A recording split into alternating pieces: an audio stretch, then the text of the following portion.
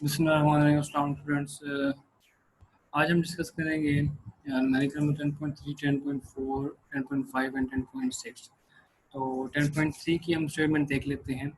Find the time period of a simple pendulum of 1 metre length placed on earth and on moon. अब वो कह रहे हैं कि आप लोगों ने टाइम पीरियड फाइंड आउट करना है एक सिंपल पेंडुलम का जिसकी जो लेंथ है वो 1 मीटर है और उसको placed on earth and on moon, यानी कि उसको अर्थ के ऊपर प्लेस किया गया और मून, यानी कि उसकी जो है वो लेंथ दोनों केसेस में हमने सेम ही रखी है 1 मीटर ही।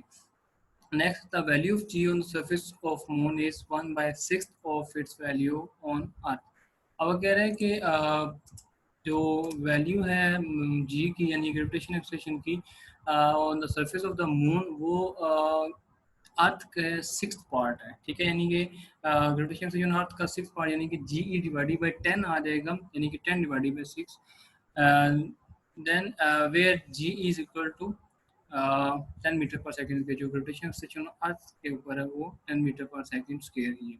आप सबसे पहले हमारा यहाँ स्टार्ट होता है, उसके बाद हम गिवन डेटा को हम जस्ट कर लें। तो डेटा में क्या गिवन है, सबसे पहले हमें जो गिवन है 1 मीटर लेंथ है, ठीक है, पेंडुलम की।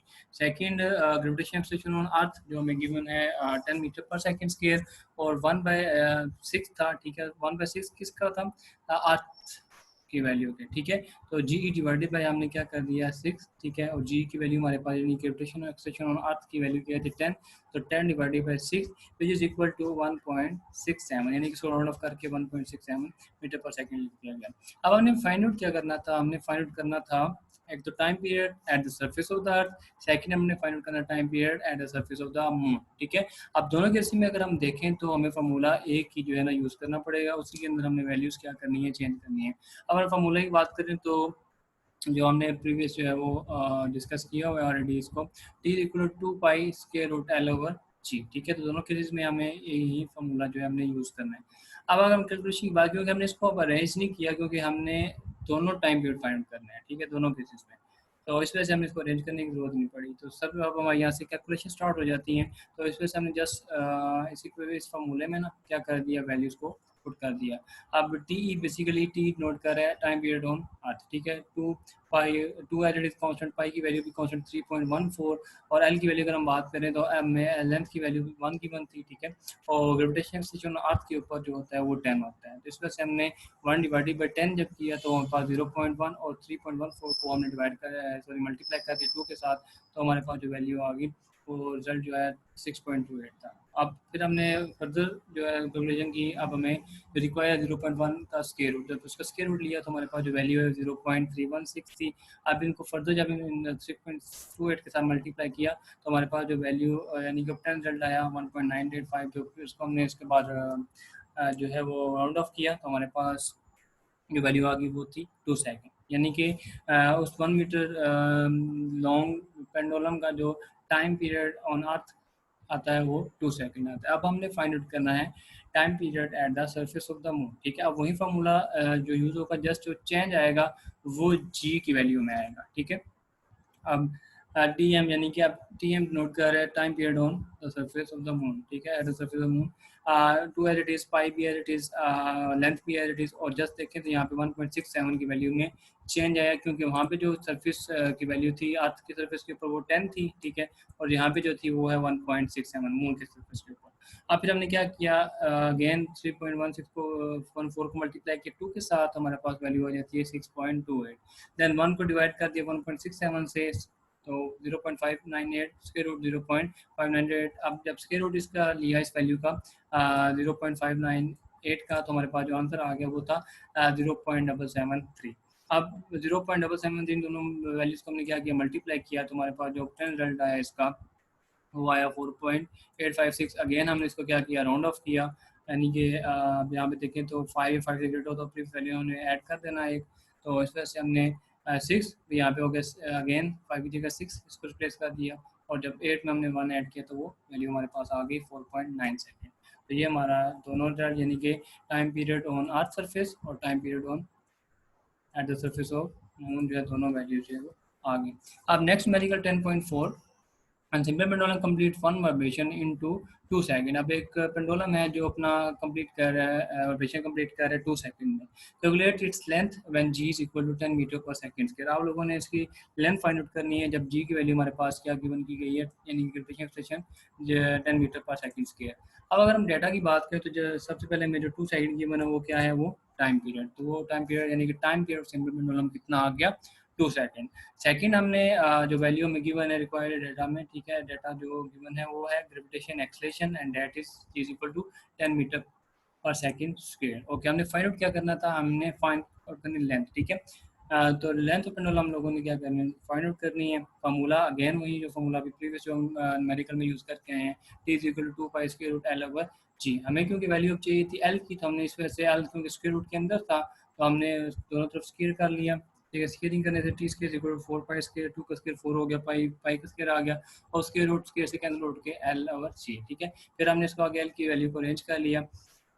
एल को राइट हैंड साइड पे मैंने दिया, जी इधर के मल्टीप्लाई हो गया लेफ्ट हैंड साइड पे, टी इसके मल्टीप्लाई पे जी, और 4 pi square left hand side पे जाके डिवाइड हो गया क्योंकि मल्टीप्लाई होता।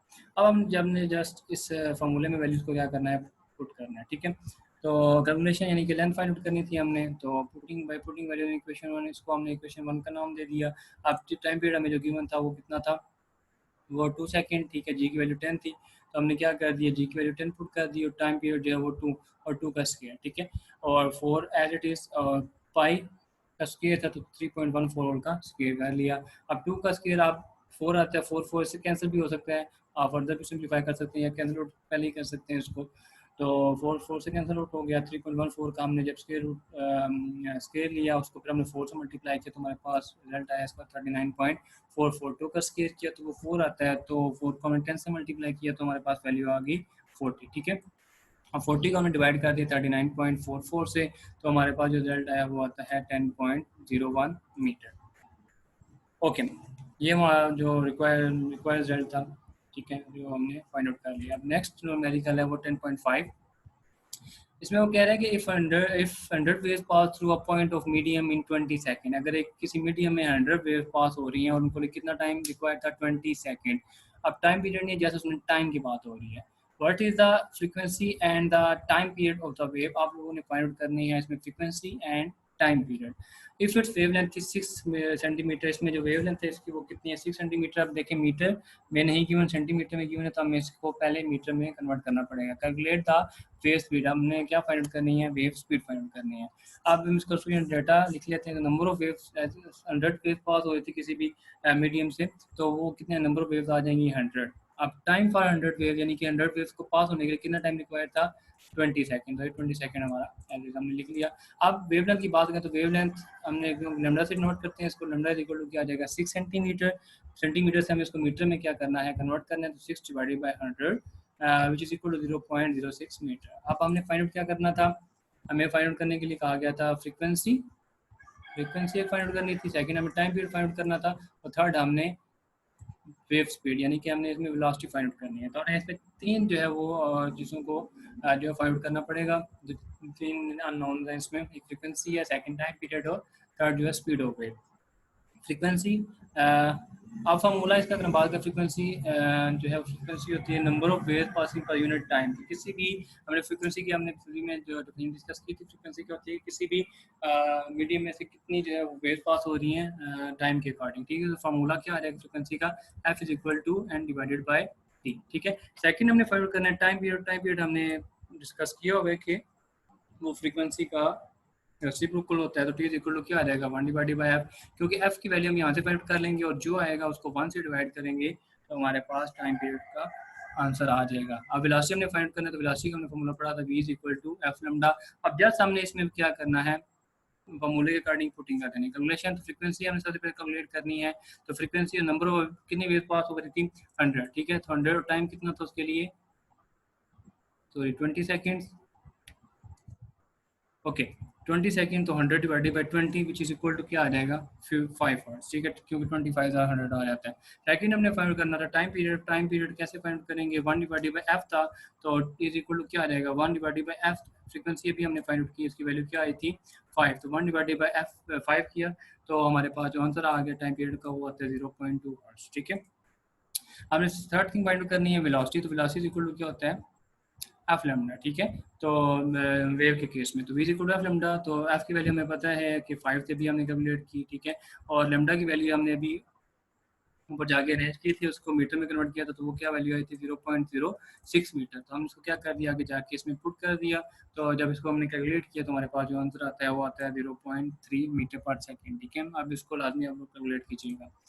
Okay, 10.6 a wooden bar vibrating into the water surface in a ripple has a frequency of 12 watt। और कहता है कि वुडन बार जो ऑपरेट कर रहा है किसी भी रिपल टैंक के अंदर, ठीक है, हम बात करें तो उसकी जो फ्रीक्वेंसी आती है वो कितनी आती है 12 वाट, ठीक है। हमारे पास फ्रीक्वेंसी गिवन है। Second, the resulting wave has a, जो उसकी वजह से वाइब्रेशन की वजह से क्या होता है, जो वेव प्रोड्यूस हो रही है उसकी जो वेव लेंथ आती है वो 3 सेंटीमीटर है। अगेन 3 सेंटीमीटर है तो हमें इसको मीटर में कन्वर्ट करना है।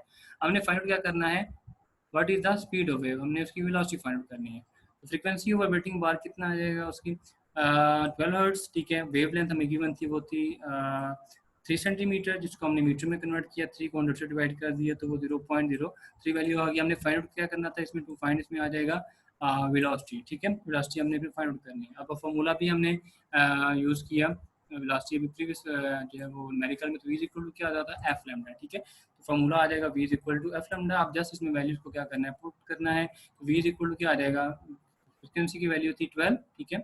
और लेमडा भी हमने उसको रेंज किया, ठीक है, मीटर में कन्वर्ट किया तो वो 0.03। अब जब इसको हमने इसके साथ मल्टीप्लाई किया इन दोनों वैल्यूज़ को, तो हमारे पास जो एंड रिजल्ट आया वो आता है 0.36।